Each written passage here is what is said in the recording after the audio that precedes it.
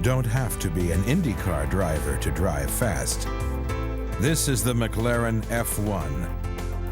With a top speed of 235 miles an hour, it's the world's fastest road car, and it costs $1 million.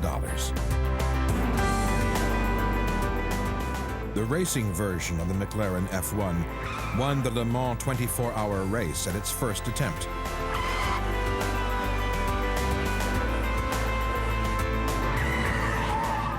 This supreme piece of engineering dominates the GT Global Endurance Race Series. Cars from every top mark, Ferrari, Porsche, Jaguar, Lotus, and McLaren compete in 4-hour endurance races on international Grand Prix circuits. This type of racing is the proving ground of the world's finest sports cars. The McLaren is the car to beat.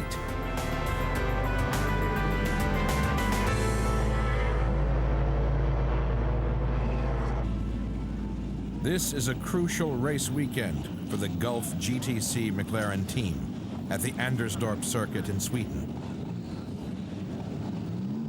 The two-car team defends a narrow World Championship lead.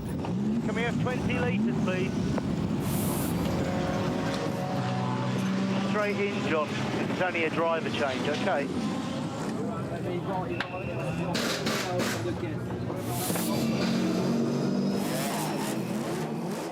Anderstorp is a winding 2.5-mile Grand Prix circuit built around an airstrip in the middle of the Swedish countryside. At the end of the main straight, the top cars reach 175 miles per hour with an average lap speed of 100 miles per hour. There are several extremely long, slightly banked corners.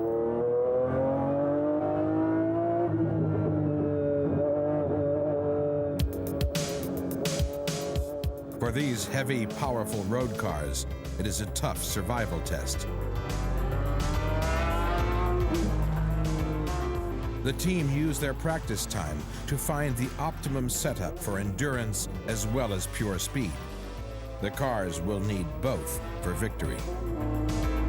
This is a very long banked corner where the car has understeer. You can see the steering's constantly being readjusted depending on the throttle opening. Here we're going into a left-hand corner. We have softer tyres on the right, so there's better grip on this corner. And you'll see there's less correction on the wheel. And it comes out just neatly onto the curb there. Accelerating up, back into fourth, down into third. Tight line, car understeers a bit towards the outside, just missed the outside circuit. And this is a very long, important corner where the car really puts the stress into the left-hand tyre, held up by some Porsche. And here you come off the camber, turn sharp left, very, very slow corner, and that's the end of the lap. The car's amazing power is produced by a 6-liter, 600-horsepower engine. The engine is absolutely sensational. It's the best engine I've ever driven. It's a BMW V12, and it's as smooth as silk. And when you push the throttle down, it feels a bit like a train pulling out of a station. But the race engine provides more than raw power. It's a critical part of the car's handling. When the car is on the limit with the tires sliding, the drivers control the slide with the throttle as much as the steering.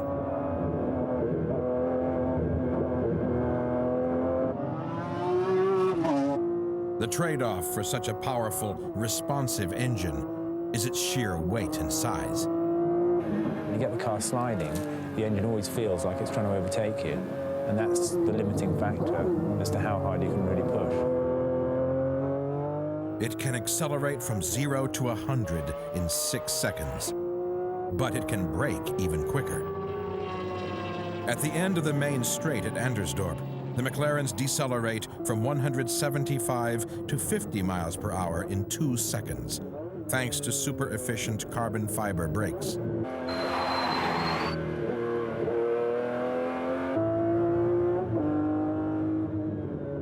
As the practice session progresses, the team becomes concerned about their tire performance.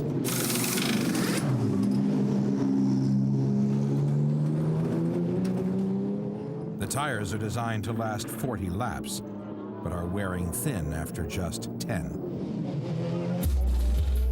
To make the car work, we need to make the tyres work properly.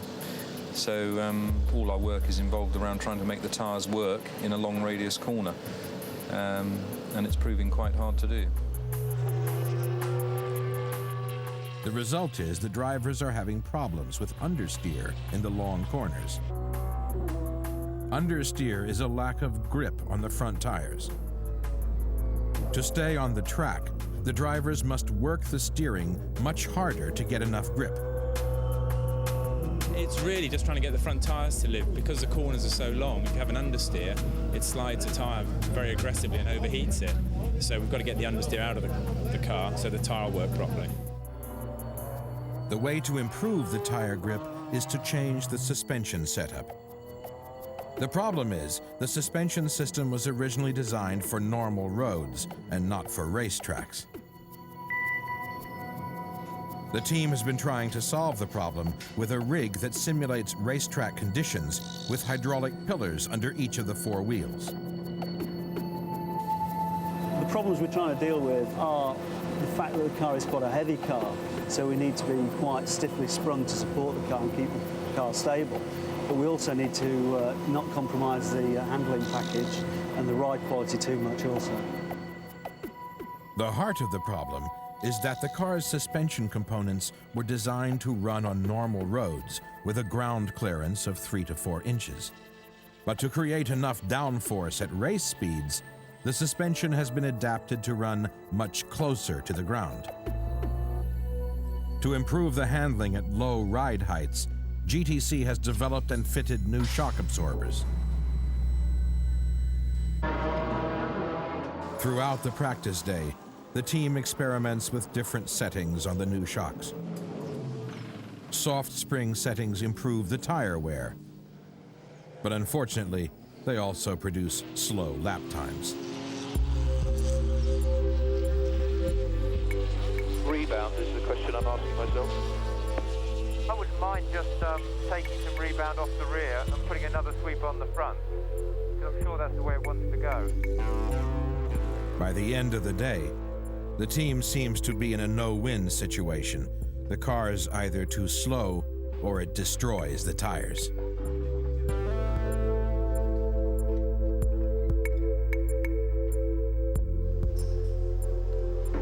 We'd set these shock absorbers up with settings that we thought were going to be correct here. And it seems, unfortunately, we probably didn't get the settings right. For tomorrow, we shall be back on our old shock absorbers with all our sort of known settings.